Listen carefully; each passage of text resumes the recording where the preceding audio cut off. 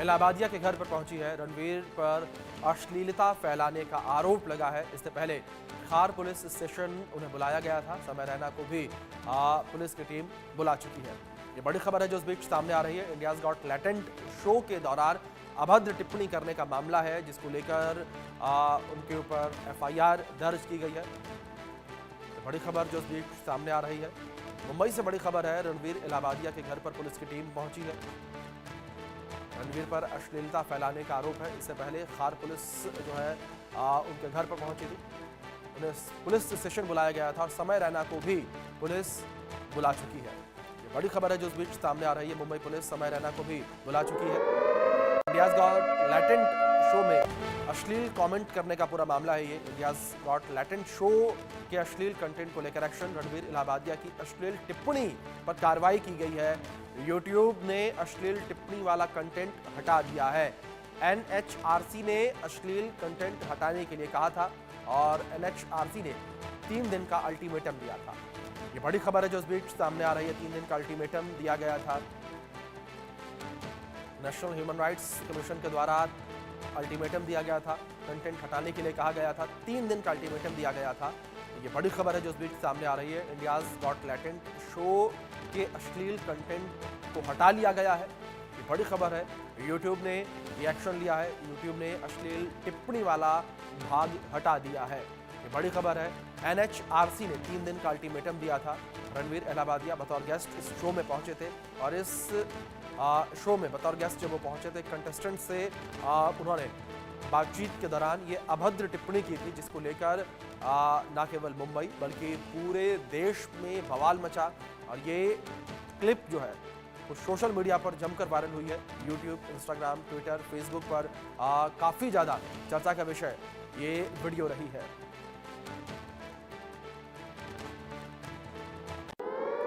बड़ी खबर आप तक पहुंचा दें। रणवीर इलाहाबादिया की टिप्पणी पर सिंगर बी प्राक भी भड़के हैं। ये बड़ी खबर सामने आ रही है। बी प्राक जो है भड़के हैं। बी प्राक ने रणवीर इलाहाबादिया का पॉडकास्ट कैंसिल कर दिया है। उन्होंने कहा कि ये हमारी भारतीय संस्कृति नहीं है। बी प्राक का ये बड़ा बयान सामने आया। कहा कि ये बिल्कुल भी बर्दाश्त के काबिल नहीं है।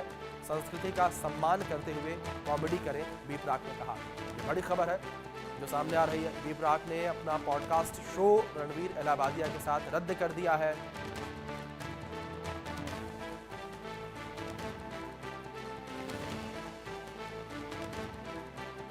राधे राधे दोस्तों, कैसे हो आप सब।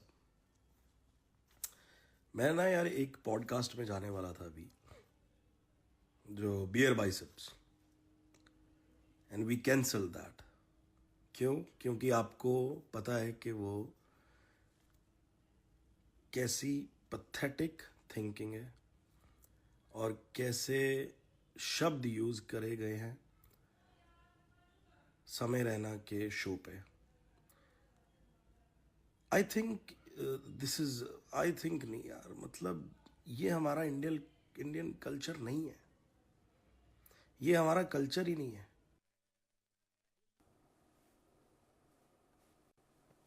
तो विवादित टिप्पणी के बाद रणवीर इलाहाबादिया की मुश्किलें अब बढ़ गई हैं। रणवीर इलाहाबादिया पर राष्ट्रीय सनातन सेना भड़क गई है। रणवीर का मुंह काला करने वाले को 1 लाख रुपए का इनाम देने की घोषणा की गई है। रणवीर का मुंह काला करके गधे पर बिठाकर घुमाने की बात कही जा रही है। देश भर में रणवीर के खिलाफ जन आंदोलन चलाने का ऐलान किया गया है। ये बड़ी खबर जो इस बीच सामने आ रही है। रणवीर इलाहाबादिया की मुश्किलें कम होने का नाम नहीं ले रही है। पूरे देश भर में उनके खिलाफ आंदोलन चलाने की बात कही जा रही है। रणवीर इलाहाबादिया पर राष्ट्रीय सनातन सेना भड़की है। रणवीर का मुंह काला करके गधे पर बिठाने की बात कही गई और कहा है कि मुंह काला करने वालों को 1 लाख रुपए दिए जाएंगे। रणवीर का मुंह काला करके गधे पर बिठाकर घुमाने की भी बात कही गई है। साथ ही साथ पूरे देश में जन आंदोलन चलाकर पुतला फूंकने का संकल्प लिया गया है।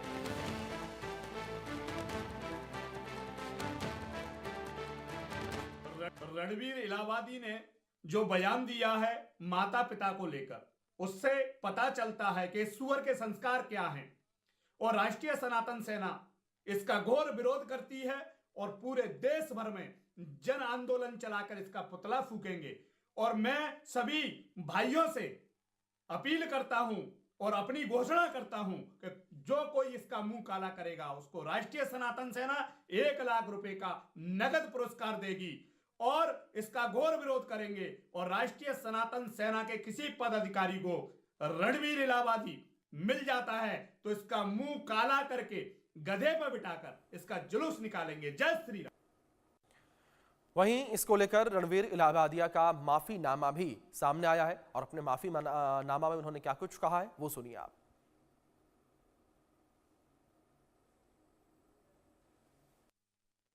My comment wasn't just inappropriate. It wasn't even funny. Comedy is not my forte. I'm just here to say sorry. Many of you asked if this is how I wish to use my platform, and obviously this is not how I wish to use it. I'm not going to give any context or justification or reasoning behind whatever happened. I'm just here for an apology. I personally had a lapse in judgment. It wasn't cool on my part. वहीं दूसरी ओर देवेंद्र फडणवीस महाराष्ट्र के मुख्यमंत्री, उनका भी बयान इस पूरे विषय को लेकर सामने आया। उन्होंने क्या कुछ कहा है, किस तरीके से रिएक्ट किया, सुनिए आप। मुझे भी इसकी जानकारी मिली है, मैंने अभी तक उसको फर्स्ट हैंड देखा नहीं है, लेकिन बहुत भद्दे तरीके से कुछ चीजों को कहा गया है, प्रेजेंट किया गया है, ऐसा मुझे भी पता चला है, जो बिल्कुल गलत है। फ्रीडम ऑफ स्पीच सभी को है, लेकिन हमारी फ्रीडम वहां समाप्त हो जाती है जब हम किसी और के फ्रीडम पर इंक्रोच करते हैं, और इस प्रकार का इंक्रोचमेंट ठीक नहीं है। मुझे ऐसा लगता है कि अभिव्यक्ति इसकी भी कोई मर्यादाएं है। हमारे समाज में हमने अश्लीलता के भी कुछ नियम तैयार किए हैं, अगर उनको कोई पार करता है तो ये बहुत गलत बात है। अगर ऐसी कोई बात होती है तो उसके ऊपर कार्रवाई होनी चाहिए। लगता है चाहे महिला हो या पुरुष, इस प्रकार के भद्दे मजाक सोसाइटी इसको कभी भी एक्सेप्ट नहीं करती और ना ही ये एक्सेप्टेबल है। एक माँ के उसके ऊपर जोक करना या किसी विमेन की बॉडी के ऊपर जोक करना, चाहे वो लड़की हो या लड़का, अच्छा नहीं लगता और कहीं ना कहीं दिखाता है कि किस तरह से ये मॉरली डाउन जा रहा है जो आज का जो युवा है। एक हद तक ठीक लगता है, इतने गंदे मजाक ठीक नहीं लगते। मैंने अभी वो एनसीडब्ल्यू चेयरपर्सन को वो वीडियो फॉरवर्ड किया है कि उस पर एक्शन लिया जाए। देखिए, मैं मानती हूँ कि अगर फ्रीडम ऑफ स्पीच हमें कॉन्स्टिट्यूशन ने दिया है, उसके साथ साथ सावधानियां भी दी हैं, जिम्मेदारियां भी दी हैं। आप एक प्लेटफॉर्म के माध्यम पे कॉमेडी के नाम से, कॉमेडी के आड़ में आप जो भाषा का प्रयोग कर रहे हैं, जिस तरीके का आप कंटेंट बनाकर पास ऑफ कर रहे हैं, जहाँ पे आप पूरे एक युवा वर्ग में एक फीलिंग देते हैं जब कोई देखता है कि ये language is normal, speaking about your parents and parents intimacy is normal, it is absolutely normal to cross the line of being a child and a parent. I think वो कहीं ना कहीं बाउंड्रीज होना जरूरी है, रिमाइंड करना जरूरी है। अभी कुछ दिन पहले उनको प्रधानमंत्री से पुरस्कार भी मिला है, सम्मान मिला है, तो उसका मान रखने के लिए कम से कम उनको इस तरह का स्टेटमेंट नहीं देना था, क्योंकि प्रधानमंत्री जी खुद जब भारतीय संस्कृति की बात करते हैं तो ऐसे करके एक पवित्र रिश्ते में माँ बाप और बच्चों का जो रिश्ता होता है हमारे भारतीय संस्कृति में इतना पवित्र रिश्ता होता है, उस रिश्ते को लेकर इस तरह की गंदी बातें कहना कहीं से भी जायज़ नहीं है। इस पर कड़ा एक्शन होना चाहिए। और मिनिस्ट्री क्या कर रही है, जिस मिनिस्ट्री के जिम्मे ये सब कुछ है,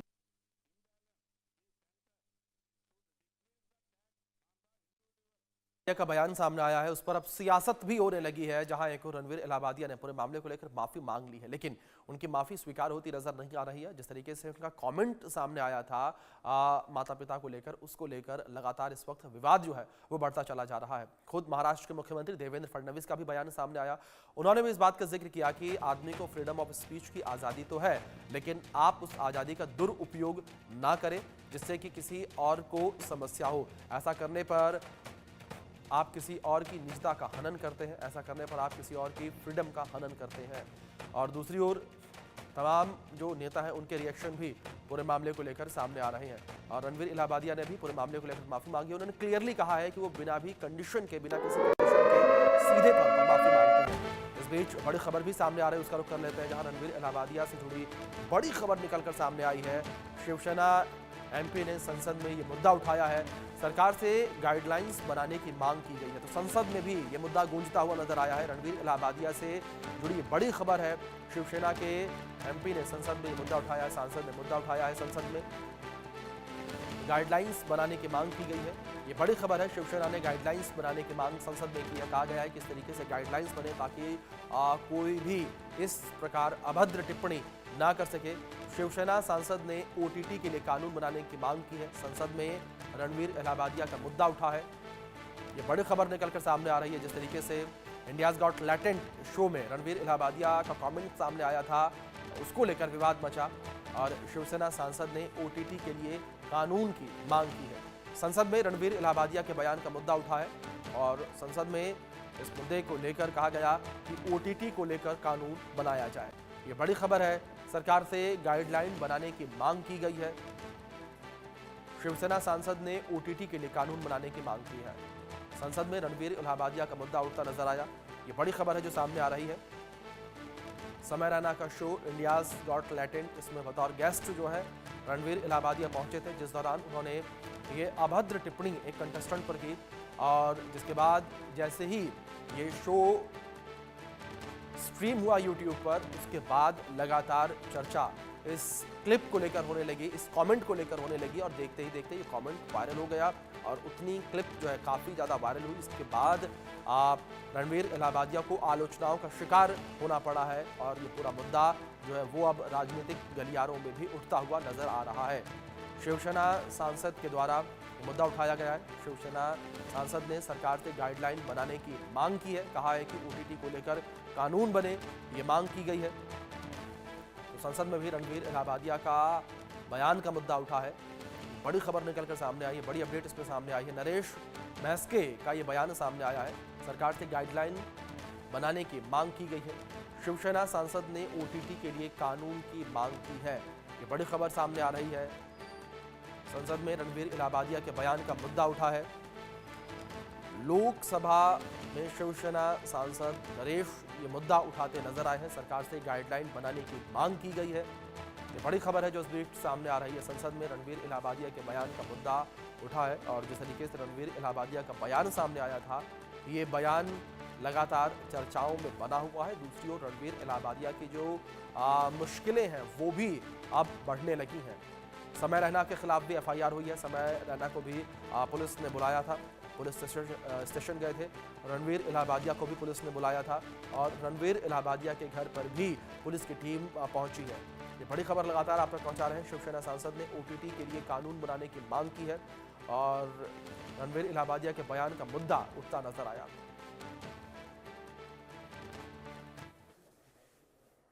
मी आज संसदेमध्ये सोशल मीडिया, पॉडकास्टर आणि OTT प्लॅटफॉर्मवर जे चुकीच्या पद्धतीने भारतीय संस्कृतीवर घाला घालण्याचे जे प्रयत्न सुरू आहेत, याविषयी विशिष्ट कायदा झाला पाहिजे या संदर्भात या ठिकाणी बोलत आहे। काल रणवीर इलाहाबादिया सारख्या इन्फ्लुएन्सरनी आई वडिलांच्या संदर्भात अनेक चुकीची विधानं केली। आपल्या संस्कृतीवरती घाला घालण्याचं काम ही सर्व मंडळी करत आहेत।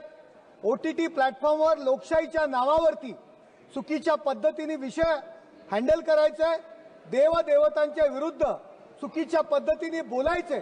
याला कारण OTT प्लेटफॉर्म पर कोई भी सेंसर नहीं है, उनको दिशा नहीं है, उनके कंटेंट पे कुछ भी दिशा नहीं है। कुछ भी पॉलिटिकल के बारे में कुछ भी अनाप शनाप बातें करने की ये जो रिवाज चालू है, इसके ऊपर सेंट्रल गवर्नमेंट ने ध्यान देना चाहिए और सेंसर लगाना चाहिए। OTT प्लेटफॉर्म्स, सब पॉडकास्टर, उनके लिए सख्त कायदा बनाना चाहिए और उनके ऊपर तुरंत गुना दाखिल करना चाहिए।